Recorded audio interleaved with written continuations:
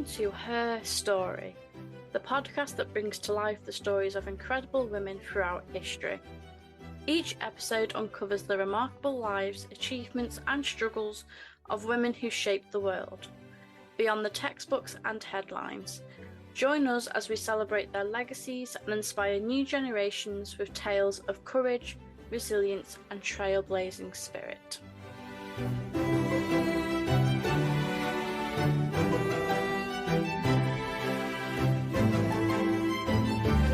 In today's episode, I am delighted to welcome onto the podcast Joanna Arman to discuss Queen Margaret of Anjou, wife to Henry VI. Joanna is a medievalist and author specialising in women's history. Her first book was a biography of Ethelfled, a daughter of Alfred the Great. Soon after, a biography of Margaret of Anjou followed. Let's get into today's episode. Welcome to the podcast, Joanna. How are you? Hello. Yeah, doing all right today. So today we're going to discuss Queen Margaret of Anjou, wife to Henry VI, who you've wrote a book about. But I thought we could discuss a little bit about you. So could you tell us about yourself and your background? My background, I am a medievalist. My degree was at the University of Winchester, medieval studies and then historical studies. I graduated, several years ago now, did some postgrad work. I kind of freelance now, but yeah, that is my qualification. Medieval woman has always been my thing. Margaret of Anjou, Athelflaed, the daughter of Alfred the Great, any other ladies that, I mean, my postgrad work was in noblewomen and estate holding. We had this thing called the Calendar of Inquisitions post-mortem, and everyone was like, is it about the Spanish Inquisition? It's like, no, it's got nothing to do with the Spanish Inquisition. What inspired you to write a biography about Margaret? I think really it's because I have a thing for villainized historical figures, and Margaret was one of the ones that really gets a bad rap in everything. I mean, people say, oh, Richard III's the one that gets, the bad press. No, I think Margaret gets arguably worse because even the Tudors vilified. Even Shakespeare had it in for her. Yeah, I find that you don't see a lot of positive things said about Margaret, that she's a schemer, she Yeah. controls her husband. It's like, is there any nice qualities that you want to say about her? I mean, yeah, she didn't control her husband. She probably wasn't a schemer. She was quite capable, actually. I mean, her grandmother, Yolanda of Aragon, was a very interesting and quite remarkable woman. I think she learnt that women could run things in the absence of a man from her. She was actually raised by Yolanda for a few years as a child, or at least raised in her household. But of course, it doesn't help that Yolanda was on the wrong side in the Hundred Years' War. She was on the French side and helped Joan of Arc, actually. She was one of the patrons of Joan of Arc. Oh wow. I mean Joan of Arc, I love learning about her, but again, it you just don't know enough about these women sometimes, do you? Yes, no, exactly. But Margaret of Anjou got the bad press from the Yorkists and the Wars of Roses because she was on the losing side. When was Margaret born and who were her parents? She was born probably around 1430. Her parents were Renee, with only one E, Renee of Anjou, and her mother was called, if I remember correctly, her mother was called Isabel, though I'm not entirely certain. Renee of Anjou was, he had all these grand titles like King of Jerusalem, King of Naples, and all that sort of thing. It was, yeah, very much a courtesy title.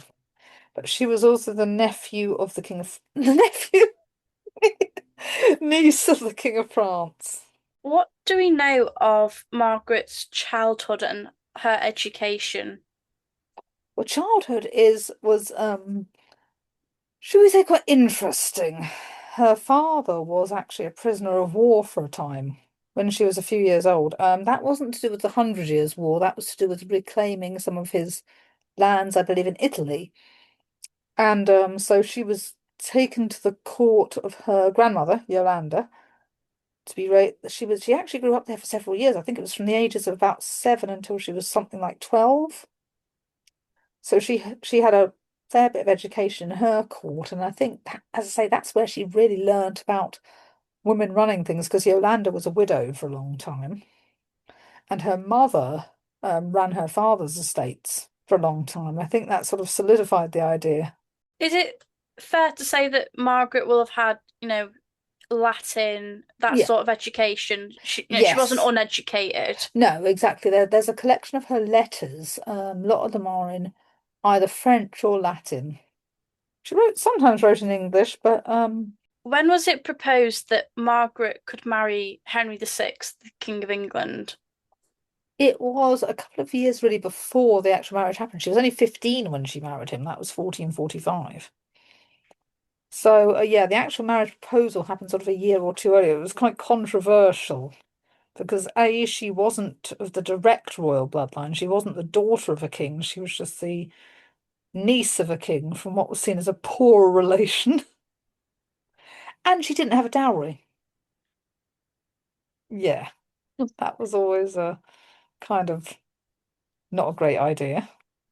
Is it safe to say that Margaret wasn't a popular match for Henry? No, she really wasn't, as I say, because of the lack of lands and supposedly lack of dowry. And they thought, sort of her father's really poor and doesn't have much. They were after a more prestigious match, probably. I mean, Henry the Fifth, his father, married Catherine de Valois, daughter of the King of France. But it seems like the King of France at that time didn't want to marry any of his daughters to the King of England because it gave them ideas about claiming the French. I mean, you wouldn't want to risk that, would you, in your country? Yeah, it's like it kind of gave them ideas. It's like, oh, I think I might claim France. When did Margaret arrive in England and when did she officially marry Henry? So she arrived in England a few months before, but the official marriage was in 1445. It was at Titchfield Priory. Yeah, she was only 15 years old. He was about 23 years old, 22 to 23 years old. So bless her, the poor girl was probably terrified. She seems to have had a bout of severe illness, actually, about the time she arrived in England. And just before, I know, I believe it's Lauren Johnson in her book on Henry VI suggests it might have been anxiety. I mean, you would just feel completely anxious, wouldn't you? I mean, 15 years old, it just seems so young to get married. It's Yes. And especially since you're marrying the enemy of your country near enough, going to another country to marry someone whose father like conquered your whole kingdom. Yeah. what was her relationship like with Henry? They seem to have actually had a good relationship, as we can see with things. Later on during the Wars of the Roses, there was a thing about them having like a secret message and token that they would send to each other so that they would know the messages were from each other. They always seem to refer to each other in fond terms in their correspondence. So from what we can see, yeah, they did have a good relationship. Was Margaret a good queen? Was she popular once she settled into her role? I think she was popular with her tenants, maybe, and the members of her household. The country as a whole, I mean, the real problem is 1445, less than 5 years later, you got the Battle of St. Albans, and then all the trouble that happens in the Wars of Roses. It descends into chaos very, very quickly. So, poor Margaret, there was never a time when she was genuinely very popular. Her husband seems to have suffered quite severe bouts of ill mental Yes, health. mental health, yeah. How did she cope with these situations? Well, the first time, of course, was not long before her son was born, 1453. And what she actually tried to do was claim the regency, which to her would have been a perfectly natural thing. In France, women did act as regents. But in England, we were like, oh, no way, a woman claiming regency is not done here. How dare she? So yeah, that was one of her first things that she actually did try to claim the regency, which, more bones to her. Good I mean, idea, really. I mean, yeah, I think you would want to have not control, but you would want to be the lead protector of your own child, wouldn't you? Exactly, exactly. It's like, exactly, you would want to be. After that, she seems to have kind of taken a step back and withdrawn from public life a bit. probably, as I say, hedging, protecting herself, really. And when the king came back, when he recovered from his illness, she tried to sort of make sure that he was back in the position of power and that her court circle were the ones in control, which again, you can understand why. She didn't want her political rivals to be running things. So obviously you've mentioned that they had a son, and obviously Henry was ill before the birth of their son. Yeah. Is it purely a Yorkist rumor that the prince was not Henry VI's Yes, child? yes. And in fact, I know one historian wrote about it saying, oh no, he must not have been Henry VI's child. But I remember it's actually in my book, in my biography, that the date he gave is completely off because if the date he gave is accurate, it means the son was 3 months premature, and a 3 month premature baby would not have survived in the 15th century, would have been counted as a miscarriage.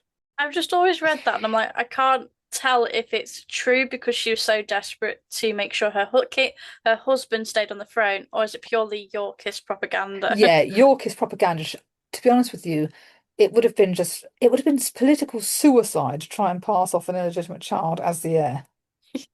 Yeah, It'd have been too risky, wouldn't it would have it? been too risky. And queens often had people with them. No, it would just have been political suicide. I mean, again, Lauren Johnson speculates very usefully that the reason it took her so much trouble took her so long to conceive might have been that she had what would now be recognised as an eating disorder. Oh. She was fasting for long periods. And actually, she was trying to do it ironically to help herself to conceive, as they saw it in the Middle Ages, as fasting and praying to St. Anne, I think it was, patron saint of childbirth. But that might have caused her. Oh. I mean, getting married at 15 is like you don't know how if your body's ready to even get Exactly, pregnant at that exactly, age. exactly. And it was young for a medieval queen. I mean, Catherine de Valois was 19. It's just I find it so upsetting how young these women were getting married. Yeah, I mean, 15 wasn't the youngest. Of course, the youngest example we can think of was Henry Tudor's mother, who was 12. It's awful. Yeah, I know. What is Margaret's involvement in the Wars of the Roses, and why does she appear so distrustful of Richard, Duke of York? Why did she fit? I think it's just because of what he'd been up to in the years before the Wars of Roses, just trying to discredit her husband and then trying to discredit her son and her. The rumors about illegitimacy, it's like, hang on a minute, you're spreading all these deeply damaging stories about me. I think that she guessed for a long time before that he planned on claiming the throne. I mean, she wasn't stupid. I think she probably twigged on several years before it actually happened. So she's protecting herself and her family, really. Could you tell us about how Margaret actively campaigned for her husband during the 1450s, sorry? 1450s. Well, first of all, as I say, by claiming the regency when he first had his first bout of well, they call it insanity, his first catatonic state. That, as you say, was to try and keep power in her hands, and so she could keep control of her own child. Secondly, she had sort of the what was called the court party. She had the sort of loyal Lancastrian nobles who were loyal to both her and her husband, and she tried to keep them as close as possible, the people that she could trust. And I think the second time, during the second battle, she didn't want the Duke of York to have the regency again, though it didn't really work out very well. But I mean, bless her, she tried her best in terms of politics to just keep that sorry, that loyal faction around her. How did she navigate the politics at this time? Because obviously so much was going on from both sides at this time. It's complicated. Any books on the Wars of Roses? As I say, trying to claim the regency was a lot of historians are very harsh about it. It was more of a French thing. I think she obviously never tried it again because she realized it didn't go down well in England. I think she tried to sort of more work behind the scenes after that because she sort of knew that the English wouldn't take this very well. Yeah, sort of the socially conservative English who didn't like women doing. I can't remember what the battle is called, but the battle where Richard, Duke of York, is killed and her Yes. involvement in that. It's not Towton. It's Wakefield. Wakefield, that's the Wakefield. one. She wasn't there. The Oh, tradition is she killed him. She wasn't there. She was in Scotland at the time trying to raise some troops for a campaign. She wasn't even close to being there. there's just so much in the misinformation with. Yes, oh yeah, the tradition is even Shakespeare, as I say, and of course the White Queen recites that nonsense. But no, she wasn't even anywhere nearby. She wasn't there. She came down south very quickly when she heard about it, but no, she wasn't even involved in that battle remotely. I think you can obviously correct me if I'm wrong. In 1461, the Lancastrians are defeated by Yes, the yes. Yorkists. Towton. Towton. Yeah, How did Margaret spend her time in exile? Because obviously it was like 10 years, wasn't it? it was. They say that for a couple of years she may have gone round England. She went maybe to Scotland for a while to sort of gain some refuge there and just trying to garner support, really. Keep her faction close. I believe there was actually a planned invasion at one point. It might have been in 63 or 64, and she was garnering her support there. But by 14, I think within about 2 years, she'd gone back to France with her son. Henry didn't want to leave, probably. Felt it was his duty, so she spent a lot of that time in France, but not all of it. There were the first couple of years she still remained in England, but it was getting increasingly dangerous, you know. How did she secure funds during this time? Because obviously it's expensive to try and It reinstate your is. husband. Well, one of the supposedly controversial things that she did, that was slightly before, was promising to give back Berwick, I think it was, to the Scots, sell back Berwick upon Tweed to the Scots in return for support. Yeah, that never goes down well. Some people say it was even an entire county she promised to sell back to the Scots. Yes. She could have also pawned personal possessions like jewelry and things like that. Helped that the King of France was her cousin, loans and the such like. But it was difficult because a lot of her soldiers were mercenaries. It must have been quite a stressful time, mustn't it, to have Oh, been very, exiled? very much so. Can you tell us about the brief reinstatement of Henry and when Margaret eventually was meant to join her husband, how this happened? That was a difficult one. So he was reinstated for 6 months, but Margaret didn't want to come back to England until she knew it was absolutely safe. Unfortunately, she didn't Wow. actually return until Edward IV had actually reclaimed the throne. By the time she returned, he'd just reclaimed the throne. So that was most unfortunate. Of course, in the interim, her son married Anne Neville, the daughter of Warwick, which is Neville Earl of Warwick. That was to sort of get the alliance there. When the hope that he'd stay loyal, ha ha ha. Good luck with that. I mean, she must have not been desperate, but to make an alliance with someone that you could not trust at all is Yeah, quite a big exactly. thing, isn't it? Exactly. Is a massive alliance. And the King of France was kind of pushing for it as well, Mm. because getting Margaret back on the throne was kind of would serve his ends too, in the sense that he thought that she'd be more loyal to him. And again, they were cousins. They were first cousins, if I remember correctly. So it was kind of in his interest, but he was also playing both sides. And I believe the Duke of Burgundy was also on the Yorkist side. So it was kind of, there was this treachery and turncoatery all the way round.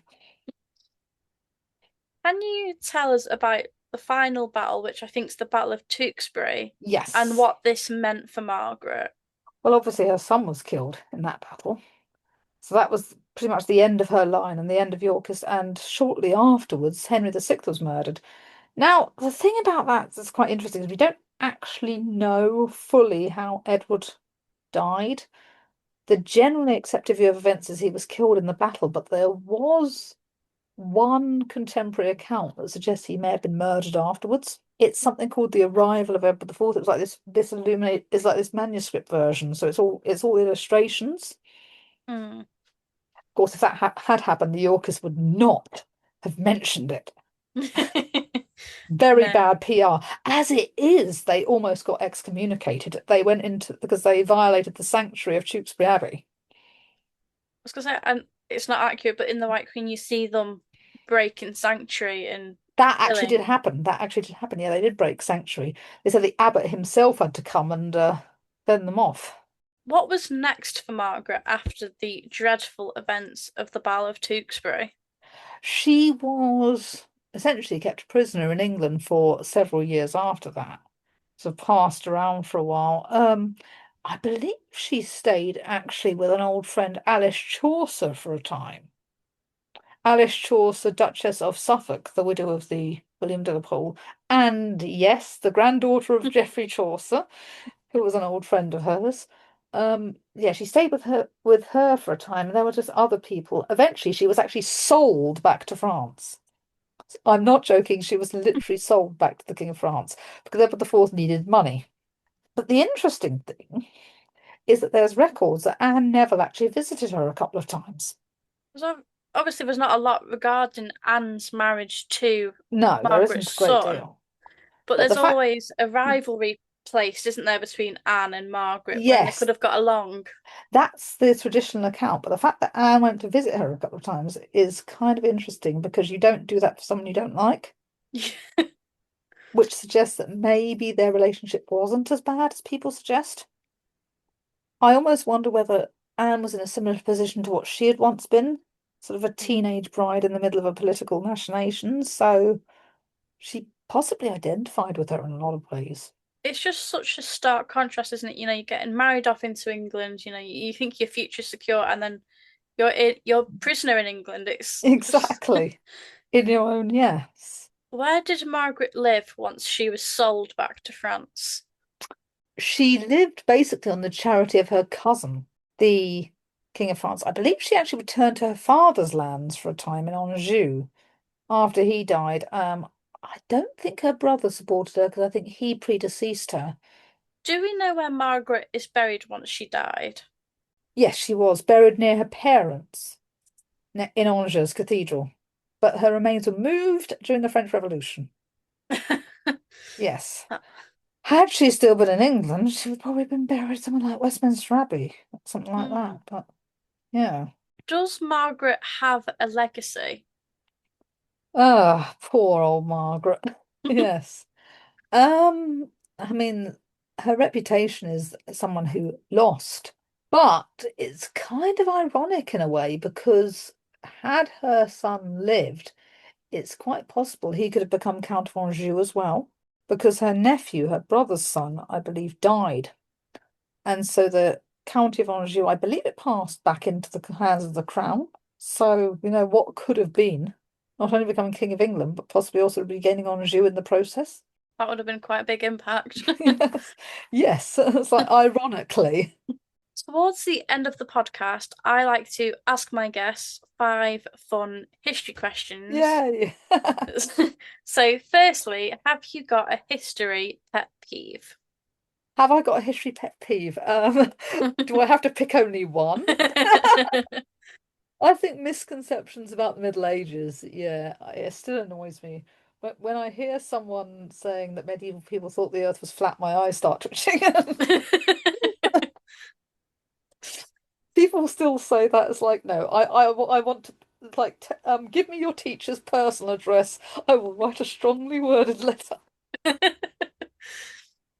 If you could invite any historical figure to a dinner party, who would it be and why? Oh, definitely Athelflaed. Mm. Alfred the Great's daughter. Yeah, I would, yeah, just want to speak to her for hours. She's my favourite person. And I, possibly J.R.R. Tolkien. mm, that'd be a quite interesting table. Yeah, that would be an interesting table. Have you got a favourite book? It can be fiction or non-fiction. Oh, you know what? I have several. Ironically, one of my favorite books, which people think is a weird choice, is The Silmarillion by J.R.R. Tolkien. It's like the prequel to The Lord of the Rings, and it is fun. Great fun. Elves behaving badly, I call it. If you could go back to any day or event in history, when would it be and why? Again, that's an interesting one. Um, hmm. Maybe the day before the Battle of Hastings, tell them to make sure to get rid of William before he could land. I'm from Sussex. We have a congenital hatred of the North. Or the day before the Battle of Tewkesbury, to tell them, please delay landing. Land another day and in another place because you're going to lose. Forewarning, It's you're like not going to go back to France win. and sit it out for a few years, specifically until 1483. Yeah, just wait a little bit, you'll be fine. Yeah. And finally, have you got a favourite historical fact? Favorite historical fact? Oh, I think there's too many to count. Favorite historical fact. I would say, oh, well, again, to pick one. Bede. So you know about Bede, the Venerable Bede, wrote about the moon affecting the tides in the 8th century. Yes. Yes. Again, a lot of people don't know that. Yes, That's quite a good one, actually. he didn't know it was gravity, but he knew the moon was involved. It's weird how these people had, like that kind of idea, and it was completely dismissed, but it was actually more true than they realised. Yes. Oh no, it wasn't dismissed at the time. They're like, it's like, Bede, you are a very clever person. Thank you so much for taking the time to come on That's today fine. and talk to us about Margaret of Anjou. That's fine. Thank you. Thank you for listening to her story. If there's a historical woman who inspires you and you'd like to share her story on the podcast, we'd love to hear from you. Get in touch at unholytudor@gmail.com. Until next time, keep celebrating the incredible women who've shaped our world.